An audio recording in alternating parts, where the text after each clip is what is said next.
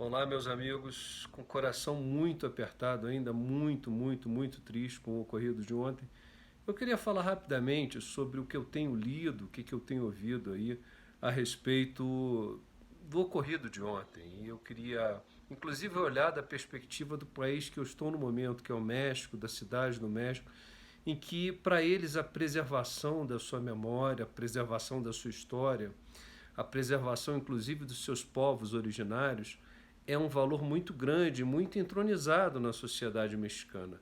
É um valor para eles essa questão de museus, arqueologia, etnografia, coisa que para a gente brasileiro não faz tanto sentido. Para eles é questão de sobrevivência até, eles dependem muito, inclusive, da questão do turismo arqueológico, do turismo histórico, e para eles então eles levam muito a sério isso. Coisa que nós brasileiros não temos essa cultura, infelizmente. Eu acho que isso pode estar na raiz de tudo que vem acontecendo nos últimos anos com a preservação dos museus brasileiros. O que eu quero chamar a atenção é de que não se trata de um problema multidimensional ou que tenha um culpado. Evite as narrativas muito simplórias porque elas não dão conta do problema complexo e do simbolismo que ocorreu no dia de ontem. Na verdade, eu diria que o problema vem de cima para baixo, do macro para o micro, mas todos nós somos responsáveis pelo que aconteceu ontem. Eu acho que é muito simbólico ter ocorrido nesse ano, os 200 anos do Museu Nacional, e nenhuma autoridade da República, nenhuma relevante do primeiro escalão esteve no evento. Isso mostra o quanto isso não é prioritário. No fundo, a gente está discutindo prioridades de preservação de memória, basicamente de investimento em ciência e tecnologia básica ali para determinadas áreas das humanidades, da antropologia, da arqueologia e da história e da preservação da memória. Tudo isso daí reflete um pouco essa questão. Mas veja bem, qual foi o papel dos bombeiros no processo? Será que foi um papel importante? Qual foi o papel da UFRJ nesse processo, já que ela é a gestora dos recursos que ela recebe e ela que repassa para as unidades? Qual o papel da UFRJ? Qual o papel da unidade local? Qual o papel do cidadão comum que pode eventualmente ter jogado, brincado de balão e o balão ter caído lá, como pode ser uma das hipóteses plausíveis?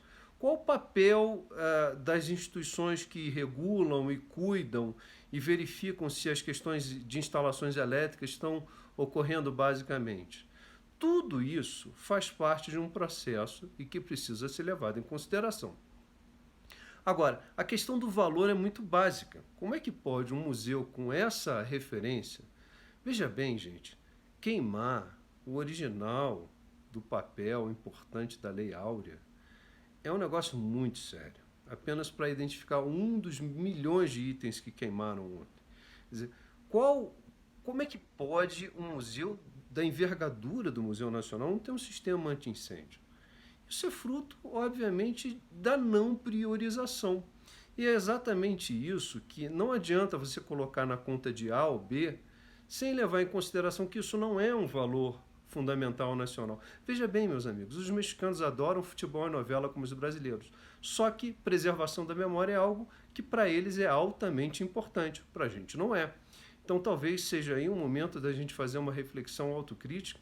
Dê uma olhada nos 13 programas de governo que foram apresentados. Só 2 mencionam preservação ao museu. Olha só o nível de priorização que há nesse quesito. Então, gente, por favor, fica aqui minha dica para a gente fazer uma reflexão e apontar para a possibilidade de sairmos dessa dicotomia. Nas últimas visitas que eu fui ao Museu Nacional, eu sempre olhava ali a região em que tinha sido restaurada com recursos da Petrobras. Talvez seja o caso agora de uma nova reinvenção do museu, a gente partir para essas parcerias público-privadas que, inclusive, tragam o empresariado brasileiro para esse papel histórico. Não é possível depender só da Petrobras para fazer investimentos em alguns salões do Museu Nacional. A gente tem tantas grandes empresas por aí, por que elas não estavam lá, basicamente bancando uma coisa tão simples que é um sistema anti-incêndio? Então, meus amigos, por favor, não vamos ficar reféns de narrativas despolitizantes e completamente oportunistas nesse momento eleitoral. É isso, eu falo aqui do México, com o coração apertadíssimo, mas sempre tentando discutir os temas de uma maneira mais republicana e democrática possível. Um beijo no coração.